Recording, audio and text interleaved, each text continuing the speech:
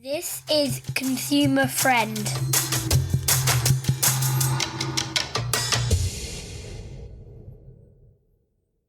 Hello and welcome to Consumer Friend, the podcast where we bring you free expert advice on your consumer rights, allowing you to make good decisions about the products and services you use every day. My name is Adam Carter and today's episode is a special one.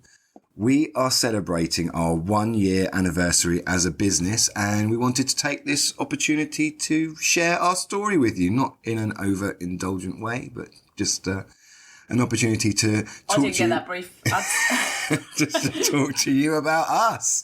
As ever, to help me tell the story, I am joined today by Louise Baxter, who with myself and Sophie started Consumer Friend 1 year ago. Hi Lou, how are you? I am great, thank you, Adam. 1 year still here. 1 year still here, no idea. That's a bit unfair. All the fear. Still loads of fear. Still loads of fear. It's been a good fun year, right? Yeah. Well, yeah, a bit stressful at times, but yeah. Learned a lot. Learned so much. I think we're gonna cover a bit of that about that in the podcast. But I think what we're going to start with is a little bit of self-indulgence. So please forgive us. But we're just going to give you a little bit of a brief about us and how we got here and why we started Consumer Friend. We're going to start with Lou. Right, well, how we got to Consumer Friend. Yeah, well, a bit about you and a bit about your life. Right.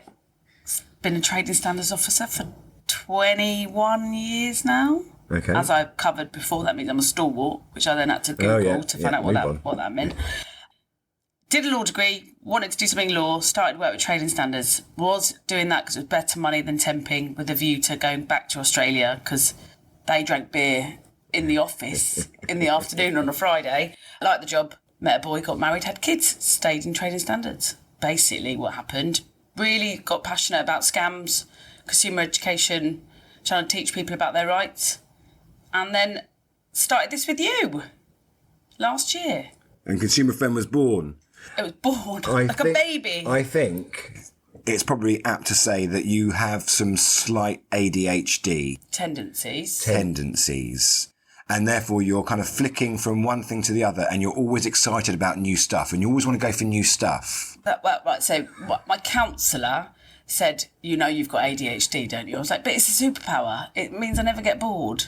But people with ADHD or ADHD tendencies do tend to get bored quicker than the average consumer, I would say. So yeah, and I do get bored, and this was exciting, and it's still exciting and shiny. Like a magpie, gravitate towards those things. So for about a year before we started Consumer Friend, Louise was going to me, Adam, I've got this domain name and I really want to do this and it's blah, blah, blah. And we're going to do this and I really want to get some consumer rights information out there because I don't think there's enough out there. And I'm like, oh, Louise, okay, fine. And then after about a year of you nagging me saying, can you design a website? I said, I can give it a go. I'm not an expert in any of this, but I can give it a go.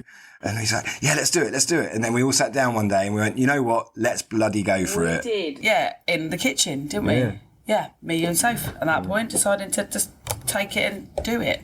But then I said to you, you should never wait till you're ready, because if you wait till you're ready, you never do it. Yeah, absolutely. You got to jump in. And we weren't ready. Just jump in. But that's my whole career's been based around that. Just get on and do it. Because if you think about all the ifs, buts and maybes, you never do it. Do it backwards. You fill in the holes. It's easier to apologise than it is to ask permission. Yes, very true. Very, very true. So a bit about me. I know that's exactly what you were asking, wasn't it, Louise? You were going to ask that. I haven't got to that yet. I was just thinking, I was just actually thinking this was also because you wanted to do a podcast for so long. I wanted to do a podcast You've been talking about doing podcasting for so long. And we're like, well, we'll do podcasts on Consumer Friend. You're like, all right, I'm in. Yeah. I mean, I don't think it was that simple, but okay, if that's what you want to go with. So a little bit about me.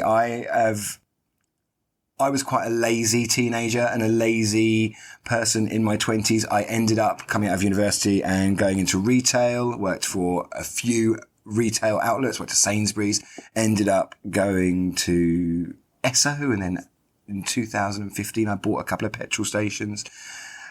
And it was great fun, really, really enjoyed it. But 2018, it was time to get out, so I left and I got a job with the National Trading Standards Scams team with Louise, to kind of open my eyes to consumer vulnerability, to the reasons why people fall for or become scam victims, and the fact that there was a real lack of information out there kind of frustrated by the lack of information on consumer education. No one really understood what trading standards teams do because they've been cut resource-wise over the last 10 years, and almost like they don't exist anymore, but they're kind of hidden and in the background as opposed to maybe the police force or something like that.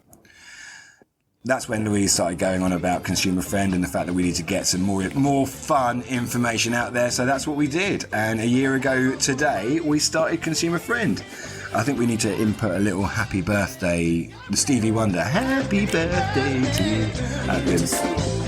No, let's not do that. It's also as well, because when we talk about consumer education, in that, when I used to do like a front-facing job, we used to go out and visit people and do talks to people and educate people. We used to go to every group all the time. We used to be evening dinners, and then there's no resource in trading standard services to do it. There's no national resource to provide consumer education. So it's dropped off so much that and then add in a pandemic, a war, political unrest, cost of living crisis, which I get fined for, all of that stuff. Add all of those things in, and then solar panels, again, I'm going to mention all the things. Oh, for God's sake, will you stop bloody mentioning solar panels? You add all those things in, we've expecting people to navigate the most complex, difficult landscape without any training on how to do it. And there's always going to be these new markets coming on, and we don't know how to do the research. No, and we don't know where to get research from, and the information is written in such complicated language that nobody can understand it, or people try and read it and then think, I'm out.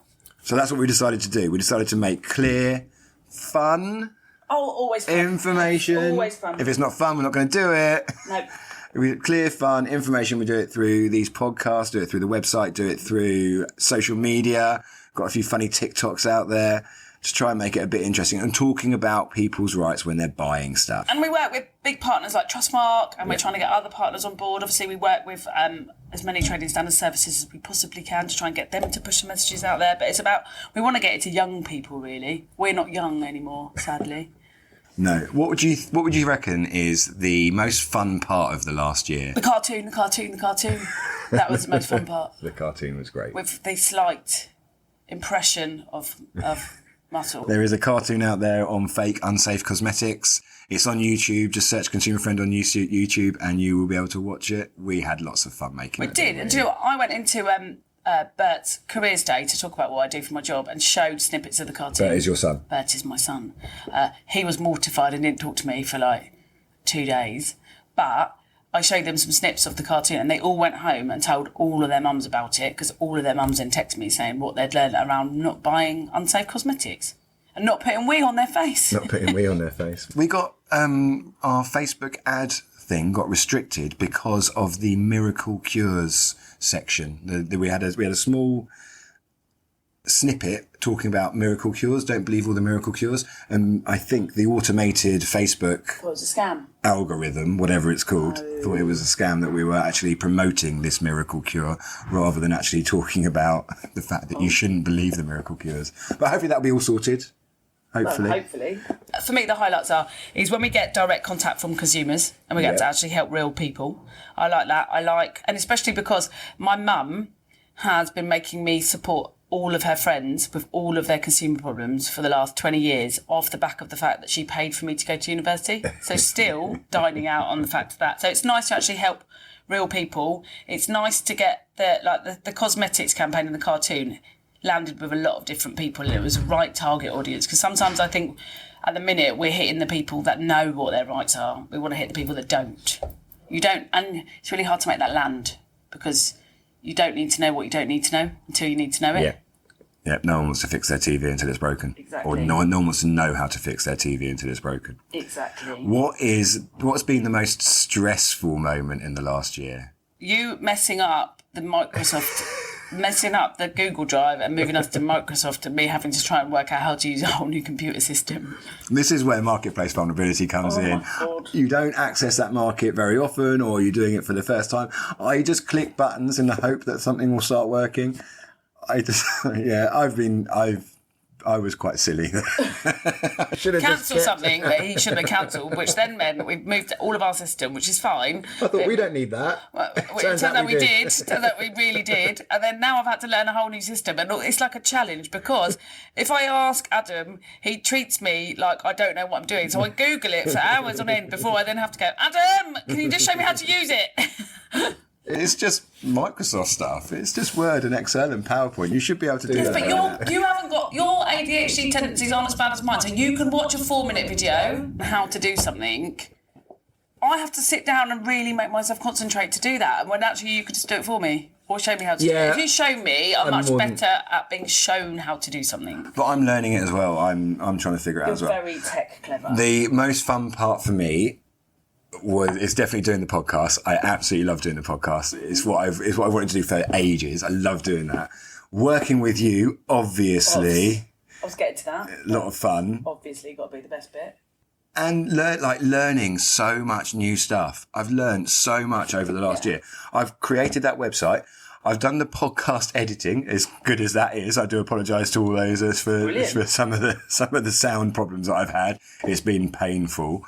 I've really enjoyed learning it and learning how to do new things. I like the fact that more people are listening around the consumer vulnerability and the fact, and we've got a podcast coming up around retrofitting, where on that podcast, the expert in retrofitting said, you're the first people I've heard talking about marketplace vulnerability. What I mean by that in plain English is that when you're doing something for the first time or you haven't done something before or it's something you don't do very often, you can be potentially marketplace vulnerable, like buying an electric car, like switching your gas and electricity.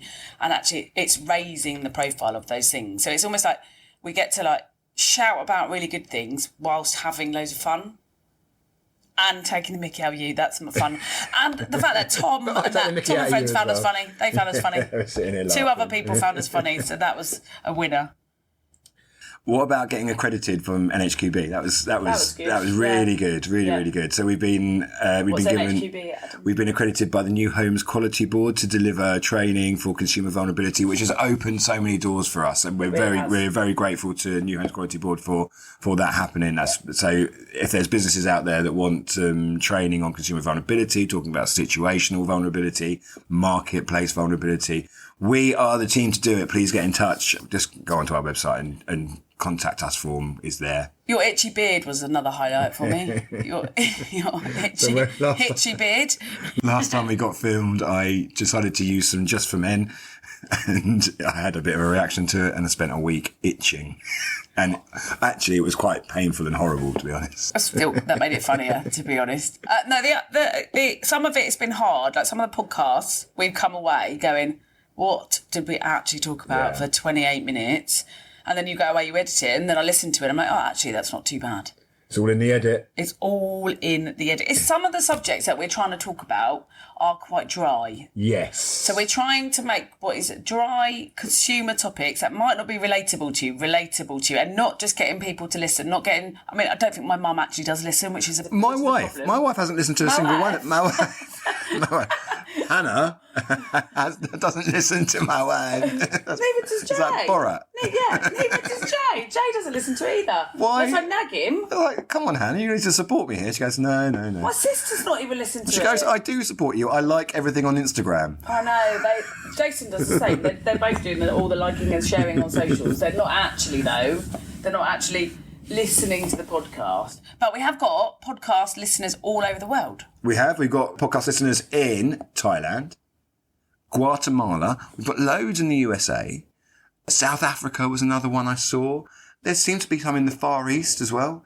So not many in the UK then, where we're trying to... Obviously our market is fully... 98% of listeners are in the UK, but we've got some other listeners in other far-flung corners of the world. So if you are listening in one of those far-flung corners of the world, please email us and let us know. Where you are? Oh, yeah. That'd be really good. Would be great. And then we'll mention it on the podcast. And we can put some pins... We can have a big map somewhere, and we can put pins in the map as to where people are listening to... Hannah won't let you have a big map somewhere. No. It won't be aesthetically pleasing in your house. I'll have to put it in the shed. Map or a map on your phone. I'll put it in the shed. Right. So if I was to ask you a question and you had to summarise, who are we? Not as in me and you. So Consumer Friend is a brand. What are we here for? What are we trying to do? Okay, we're We are trying. I mean, I want to say empower, but it's such a horrible word.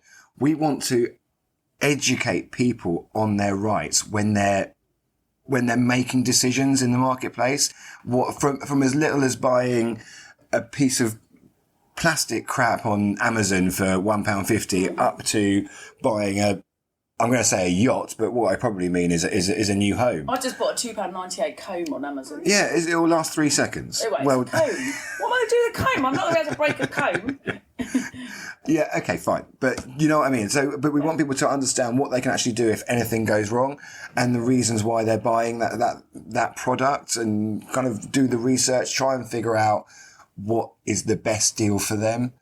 So yeah, I think that's what we want to do. We want to try and empower people to make. So we can't use that word now. All right. You've said you don't like the word. I don't like the word. No. So what's a better word than empower? Hey Siri, what's a better word than empower? Adam has just asked Siri for a better word than Here's empower. what I found. Entitle, entrust, grant, legitimise, permit, allow. No. Right. So what we're trying to do is give people information so they can make, they get better outcomes and make better decisions. Or informed decisions, not better, because people are allowed to make unwise decisions if they want to, but if it's an informed, unwise decision, then that's absolutely fine. The other thing that I think that we are about is not just about, it's making it relevant, isn't it? So that people don't get caught out, but it's also about saying to business, the flip side of the coin is getting businesses to support their customers so that the customers get the best outcomes. So plain English, big spacing. Please, can I big font, because I can't see anything. It really upsets me. I said to Adam the other day, we're doing a presentation and I'm having to do it like live on Teams via the live Teams function, which makes it really small. And I was like, you can't put that many words or those things on PowerPoints. I can't read them. They're too small. Louise decided to show me the presentation around 20 minutes before she was about to deliver it. And I looked at it, I thought, oh my word, Louise, there's far too many words, there's no pictures. You're killing me here, Lubax. The training was on the consumer duty, which is a particularly dry subject. However, I made it interesting, did it in style of dance, added some mime, thinking outside the box. It's all in the presentation, so you don't need that many words. No, I probably didn't need as many words. I'd looked at it about 4 times, I've gone word blind by the words on it. But it's things like, so teaching businesses about, because consumer vulnerability and designing an inclusive service sounds massive. Yeah. And when you talk to businesses, when we provide them with the training, before we get to the training, there's a lot of fear around it from a business, how they're supposed to support people, how they're supposed to identify all different vulnerabilities. And actually, it's really quite simple. We strip it all back, not to do ourselves a disservice, but we do... No, you still need to do the training. No, it's not that... You still need to do the training. But we strip we strip it back and we make it easy to understand. But it's about empathy or sympathy, isn't it? It's about having conversations with people and trying to find out what people need and cultivating those relationships, easy for me to say, but provide the information as well in really easy formats, as easy as you can. Stop using the big words. The big words do not make you clever. Acronyms and jargon everywhere. Such a huge amount of assumed knowledge all of the time. Every business is so guilty of that kind of... Every organisation is. In language, yeah. Every organisation is. What is next for us at Consumer Friend? What are we going to do for the next year? How does the next year look for us? So, Adam, I knew he was going to ask this, and the problem is with this, it changes week on week, depending on where we are, which is also the beauty of it and the fun of it. Or depending on Louise's ADHD. Yeah. Because the podcast, we map the podcast out at the beginning of the year, we never stick to the plan, because I'm like, I've got a better idea. Let's do this. I had a great idea today. No. About young people competitions, and also the current focus on the dangers of vaping. Okay. Consumer issue. I thought about that today. Yeah? That was about an hour before I got here. I wrote it down on my hand. Okay, so that's written down somewhere, is it good? On my hand, okay. Yeah, obviously. Right, what's next? And I also thought about financial education in schools and consumer education in schools, assemblies. Louise, I just need to remind you that this is a bit of a side hustle for us. We both have full-time jobs outside of Consumer Friend. I don't like sleeping though, so it's fine. No. Okay. Right, so I think, what's next? So I'd like to do some work with young people, like specifically with schools. We used to do that. When I did my other job, before I did Scams Team, I'm still lead for education for national trading standards, but in Chartered Trading Standards Institute. However, we used to do financial education. We used to do education for children with additional educational needs. We used to do loads of work within schools, young consumer competition, consumer challenge quiz.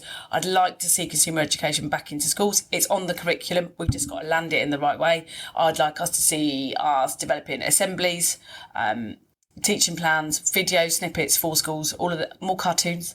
More cartoons. I'd also like to see us move into different sectors around training on consumer vulnerability, and develop the material on the website so we put more information on people's rights. So things, I think we said something about cars, didn't we? Second-hand cars. Second-hand cars is a big one. Yeah. I had a few contacts through socials around used cars. Second-hand cars. Conservatories were a problem as well, but I don't think we can write a whole guidance on conservatories because it's just services. But second-hand cars, but also more around how do you effectively make your house more cost-effective and save the planet.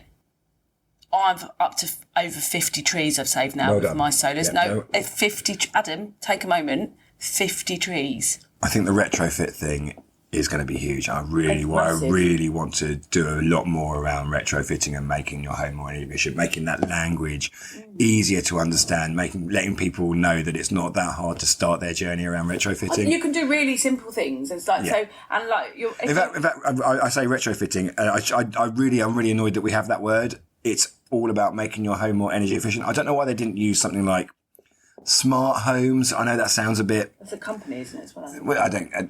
that would be a really good way of talking about it. Smart homes, making your home more energy efficient. I don't know. I think retrofit sounds like you're going to put an Atari ST into a room somewhere and one of those old Singer sewing machines. Like the Philly wallpaper. Yeah, the Pebble Dash wallpaper. Which I would totally touch because I wouldn't be able to help it. Like, it's like the red button. I'd be pushing it all the time, waiting for it to That's what I think retrofit reminds me of, and it annoys me. I think that is because of the... I mean... Not to get into government policy, but the government targets are they're not landing at the minute. They're not hitting them. No. But people don't understand, and people are scared of it. So actually, we need to make it more accessible for people so that they can understand what they need to do. Realise again that it's not. I know I bang on and say I've had my solars done and things like that, but I did have cavity wall insulation, which wasn't huge amounts of money. I had a new boiler, but my boiler broke. But you can get more energy efficiency boilers. You can have things like sleeves, like you were talking about, on your radiators. You can have different light bulbs. There's lots of things that you can do. And on the last podcast that we've done, which is landing after this one, so people need to listen to it. So interesting. If you'd seen Adam's face, he was like so engrossed. It was like a child. He was like, "Oh my god!" It's like my mind is blown. I let him talk. I realised it was my turn to ask a question. I was like, I don't have any questions because I haven't planned. So much. There was so much information, but really good information. But also, it's about as well having a plan and getting that plan together so that you can work through it to make sure that your house is. Well, don't talk too much now, Lou. It's like a little bite. It's like a little snippet. It's like a teaser. For a fortnight's time when the retrofit one lands or the smart home one lands. The other thing, obviously, that's going to happen is the TV show, because we're going to get a TV show at some point.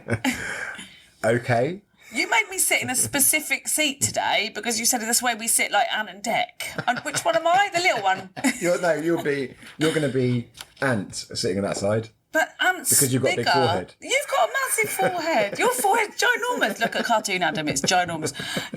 But Ant is bigger than Dec.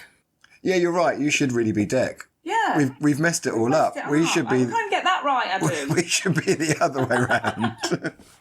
So I think a TV show. Okay, TV show. I want 1 million followers on our socials. So the TV show is Consumer Friend. Oh, I don't know. What TV channel do you want to start off on? I think we might have to go down to the... Well, if you say go down to, we're not going to get on that channel, are we? I realise that. We'll edit that bit out. I don't care what channel it's on. Okay. I think we should just have a TV show. Will it be like morning? I think it's destined for that mid-morning show, isn't it? Which means we're not getting our target audience there, Lou. We need to rethink this. We need to think about what we can do in terms of making it fun that's going to land in an evening. Well, this is where, as well, we talk about the future plans is running some competitions and looking at engaging young people to design some of our TikToks and socials to help get messages out there. Like, if you buy something faulty, what do you do? Getting young people to actually design them. Because quite frankly, as we've talked about, we are not young. And whilst we think we're funny, I'm not sure 13, 14, 15-year-olds quite think we're as funny as we think we are. I agree. That makes it funnier for us. I love winding up young people. Yeah. How unfunny I am. Dad jokes. Dad jokes all the way. I like dad jokes though. Oh, I like your dad jokes. What do you call a magical dog? I don't know. A labracadabrador. One of my better ones. Well done. Very good. Right, Ads, final thought. What would your final thought be? Louise, it's been an amazing year. I've really, really enjoyed it. And thank you to everyone who's listened, liked, subscribed, all that kind of stuff. Thanks for helping us get our message out there. We are going to get bigger. We are going to get more fun, I promise, as we get, I think we're now more confident in doing things like these podcasts. And yeah, thank you to everyone that's helped us get to where we are at the moment, specifically Trustmark and Consumer Empowerment Alliance. And yeah, thank you, Louise, for making this happen. It wouldn't have happened without you. It wouldn't just be you just chatting to yourself on a podcast. I've got a podcast. I've got a podcast. Hannah would have to listen to that one. You'd make a... I think as well, I was laughing yesterday about when we ran the last cosmetics campaign and people put some sort of semi-trolling comments on socials. We got trolled. We actually got trolled. We've made it. Yeah. We got trolled. Adam engaged with the trolls. I blocked I got really excited by it. I was having so much fun. Adam killed them with the utmost kindness, though, which was something like, Dear so-and-so, thank you so much for your interest and your comment. We appreciate the time that you've taken to respond to our campaign. What makes the world go round is everybody's a bit different. Have a wonderful day. Doesn't that make the world a better place to be, the fact that everyone is different? Isn't it wonderful? It wasn't very nice. I didn't like that side of it, but it was quite funny. More your response was quite funny. That's it. But there's a lot of things that I do in this team, and I do it just to make you laugh. Which happens quite a lot. There's quite a lot of banter. A lot of things we can't say on here that make each other laugh. And I think going forward, if people will share it and help us build that sort of community resilience, I hate those words, but build a little bit more, educate people. If their kids or young people want to do some TikToks for us, let us know, email us, and they can do some TikToks for us to get the messages out there around consumer rights. We've got a lot of exciting ideas. They'll all change by tomorrow. I've written them on my hand, so once I've had a shower, I probably would have forgotten them unless I write them down in a list that Adam never looks at because he knows it's going to change on a daily basis. When you saved it to the wrong folder. When I've saved it because he's changed the folders. But 1 year still here. 1 year still here. Well done. Thank you very much, everyone. We have got an Ask the Team podcast coming up in a couple of months. So if you've got any questions for us, you want to ask us, please drop us an email at info@consumerfriends.org.uk. Like, what is your favourite squirrel? Is that one of the sort of questions? Grey. There's 200 different types of squirrels. Grey. Oh, wow. That's so boring. You? Flying. Ovs. Okay. So, yeah, get in touch with us through socials or through the website or through email. Thank you very much, everyone. Happy birthday, Louise. Happy birthday, Ads. Thank you very much and goodbye. This is Consumer Friend.